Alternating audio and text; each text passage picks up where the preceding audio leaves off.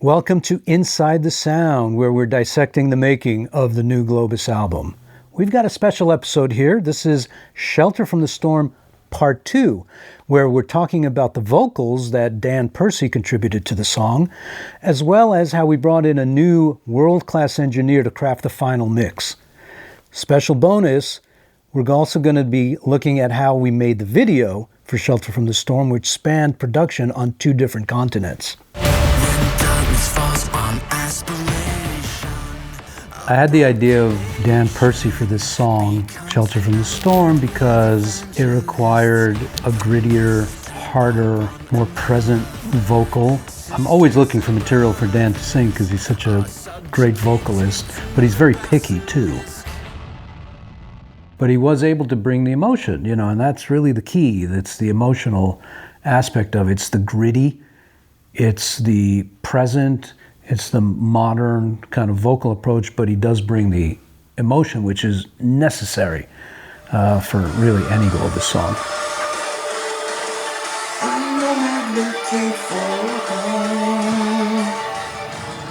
Confined into a world of shadows, deep in our sorrows. Will there be justice in this universe? The ground is moving under my feet.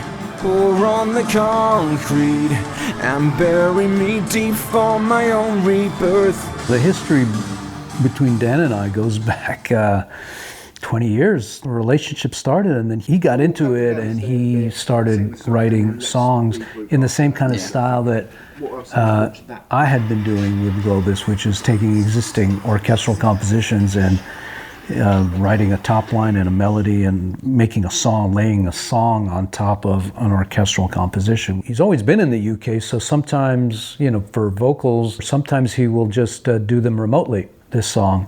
I think it's a match made in heaven. I march along in silence and trust deceptive guidance. This heart remains defiant.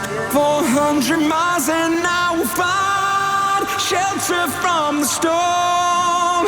Brave out the dark before the dawn.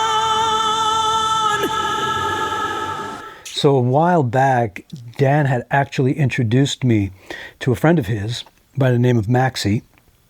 Maxi is a multi-talented instrumentalist, musician, engineer, filmmaker, cinematographer, a Renaissance man, really. And he started working with me on some of these projects here at my label, Imperativa Records.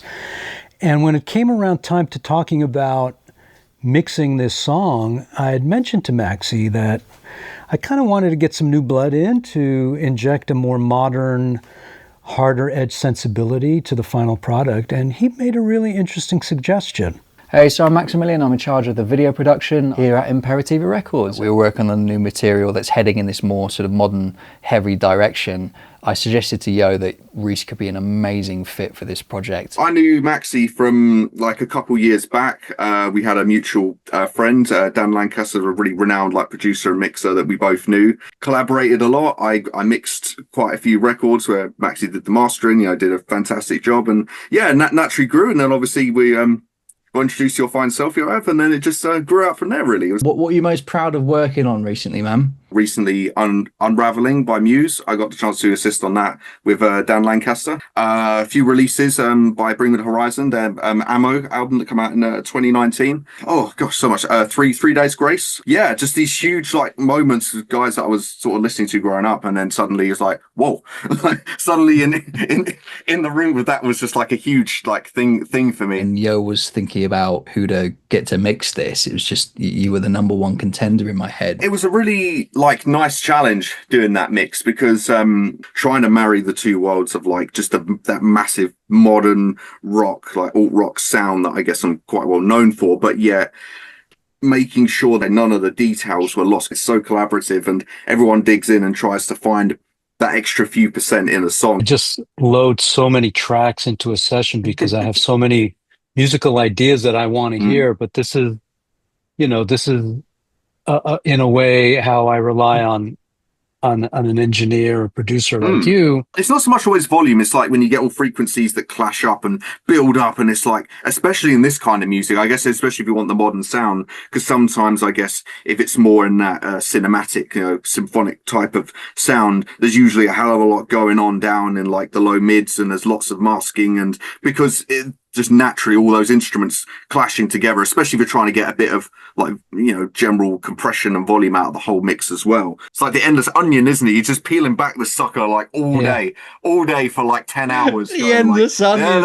I love that. It is. Endless it's just onion. constant. You're just peeling the sucker back all day going like, I'm finally going to get to the end of this now. And it just never freaking stops, does it? But it's true, man. It's just like. Maybe that's the album title, maybe, The Endless Onion. So now that we finished the musical production, it was time to move on to what kind of video we want to make. I wanted to really emphasize this new direction of the band being so integral into the new Globus material. So we had a very specific idea of what we wanted to do with the video.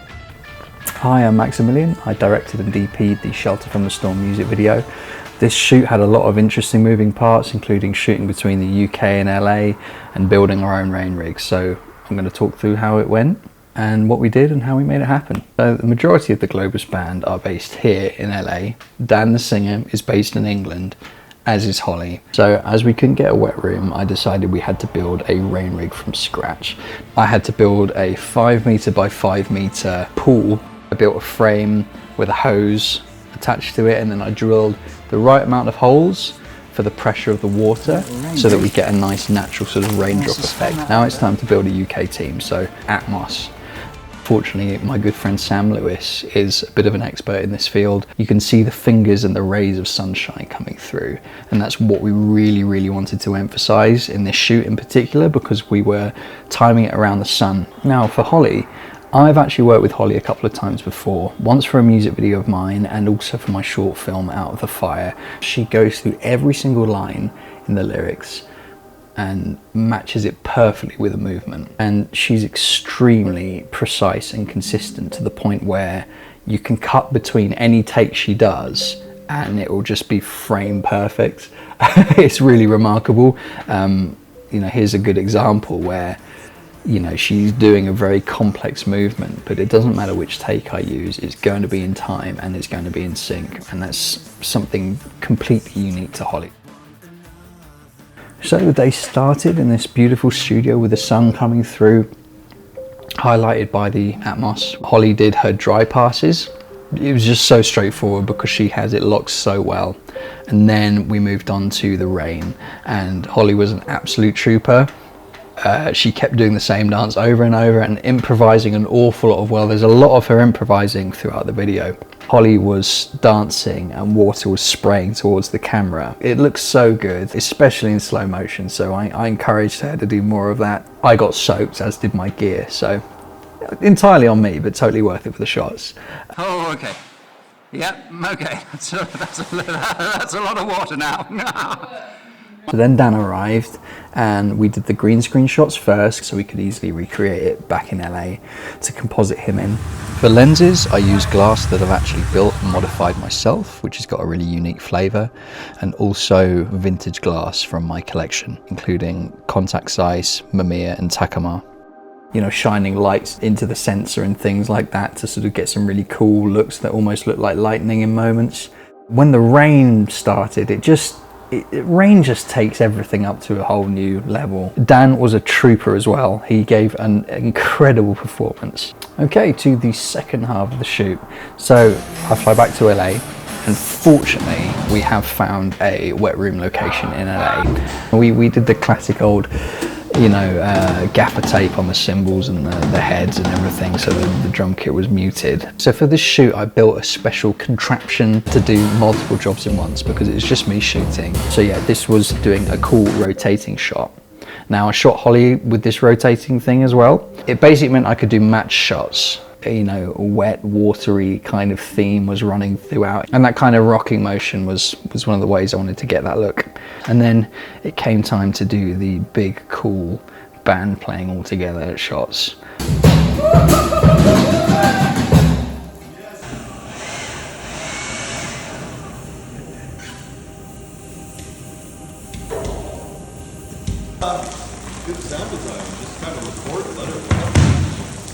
I was sort of orbiting the band while they were all playing together, and everyone was sort of headbanging and just all of them rocking out and really giving it their all. And with the rain falling down, I mean, it's difficult not to get something that looks really, really good. Although we shot so many separate elements in different countries, we managed to bring them all together in inventive and hopefully nice looking ways. Special tip of the hat to Maxi, who conceived it, put it all together, and not only shot it, directed, but also was the line producer and the lighting director and a few other tasks, crew member tasks.